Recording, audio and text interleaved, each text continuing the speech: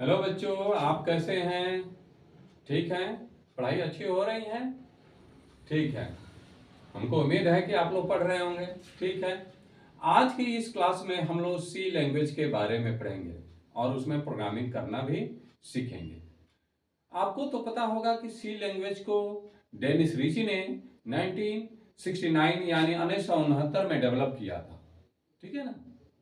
इस सी लैंग्वेज को mother language बोला जाता है। मदर लैंग्वेज कहने का क्या मकसद? तो हमको पता है कि 1969 के पहले सी लैंग्वेज के डेवलपमेंट के पहले जो प्रोग्रामिंग लैंग्वेज हुआ करता था वो स्पेशल पर्पस प्रोग्रामिंग लैंग्वेज होता था। स्पेशल पर्पस प्रोग्रामिंग लैंग्वेज कहने का मतलब है किसी स्पेशल वर्क के लिए ही उसको डेवलप किया गया था। लेकिन 1969 में जब सी लैंग्वेज आया तो यह केवल स्पेशल पर्पस लैंग्वेज नहीं रहा। इससे हम लोग डिफरेंट टाइप के एप्लीकेशन को डेवलप कर सकते थे और कर सकते हैं। ठीक है ना। तो इसलिए इसको जनरल पर्पस लैंग्वेज बोला गया। सी लैंग्वेज के माध्यम से हम लोग चाहें तो सिस्टम सॉफ्टवेयर या एप्लीकेशन सॉफ्टवेयर भी डेवलप कर सकते हैं। ठीक है। अब थोड़ा सा इसके प्रोग्राम के स्ट्रक्चर के बारे में हम लोग जानेंगे तो आपको पता होगा कि सबसे पहले सी के प्रोग्राम में सबसे पहले उसका हेडर फाइल होता है। हेडर फाइल होता है। हेडर फाइल्स, ठीक है ना। हेडर फाइल्स होते हैं जिसको कि और डायरेक्टिव स्टेटमेंट, डायरेक्टिव स्टेटमेंट होता है। स्टेटमेंट होता है स्टेटमेंट। ठीक है ना।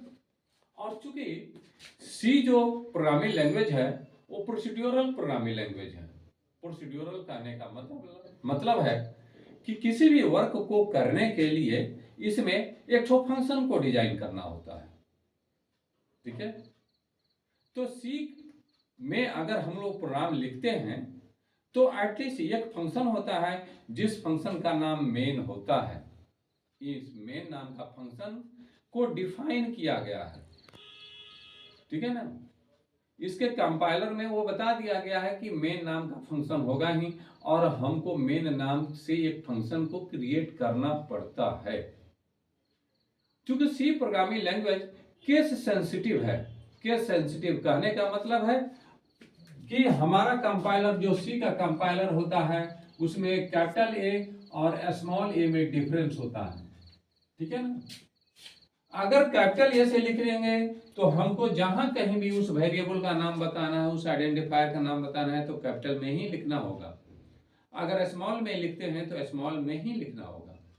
लेकिन चूंकि इसके बिल्ट इन सारे जितने सारे फंक्शन है वो स्मॉल में है तो इसीलिए कॉमनली हम लोग भी अपने सारे प्रोग्राम, सारे स्टेटमेंट को स्मॉल में ही लिखने का प्रयास करते हैं। ठीक है ना। अब यहां पर चलते हैं तो सबसे पहले तो हेडर फाइल्स होते हैं जिसको कि डायरेक्टिव स्टेटमेंट भी बोलते हैं। ठीक है ना। और उसके बाद यहां पर एक तो फंक्शन होता है जिस फंक्शन का नाम मेन होता है। ठीक है ना। जैसे आप ऐसे लिखते हैं void मेन, ठीक है ना, और पैरेंथेसिस और एक कर्ली ब्रैकेट्स। यहां पर इंस्ट्रक्शंस हम या स्टेटमेंट्स लिखते हैं। Statement statement statement 1, statement 2,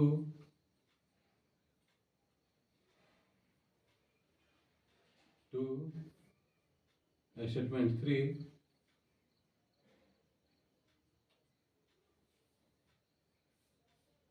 main 3 dot dot. इस तरह से हम लोग अपना इंस्ट्रक्शंस लिखते हैं।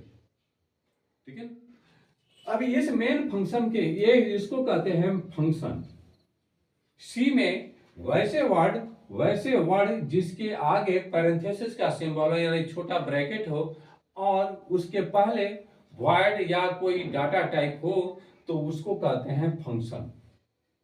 फंक्शन जैसे जनरल लाइफ में फंक्शन हमारे घर पर या आपके घर पर कोई भी कार्यक्रम होता है तो उसको हम लोग सामान्य भाषा में फंक्शन बोलते हैं। तो उस फंक्शन के दौरान यानी उस कार्यक्रम के दौरान हम लोग मल्टीपल वर्क करते हैं, ठीक है ना। और मल्टीपल वर्क का ही ये मीन्स कहा जाए तो ये डिस्क्रिप्शन को ही कंप्लीट फंक्शन बोल देते हैं।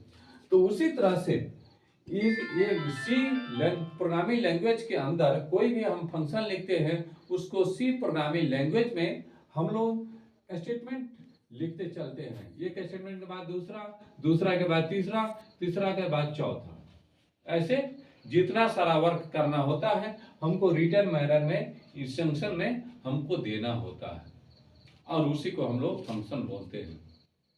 अब सबसे पहली बात है कि ये जो स्टेटमेंट हम लिखते हैं, ये जो स्टेटमेंट लिखते हैं इसका कुछ अपना रूल होता है कि कौन सा स्टेटमेंट पहले होना चाहिए और कौन सा स्टेटमेंट बाद में होना चाहिए, ठीक है। तो अगर कोई प्रोग्राम सी में अगर कोई प्रोग्राम अगर हमको लिखना है तो सबसे पहले हम लोग अपने वर्क को डिसाइड करते हैं कि वास्तव में हमको क्या करना है, ठीक है ना।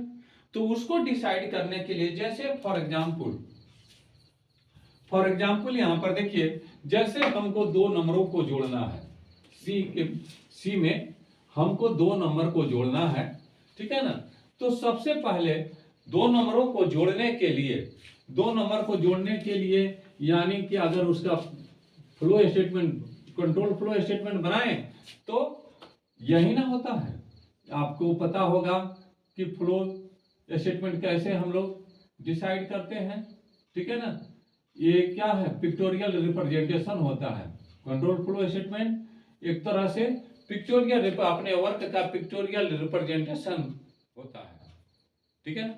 जैसे यहां पर लिखते हैं इसको इंडिकेट करिए, वोवेल साइन के जैसे होता है, वो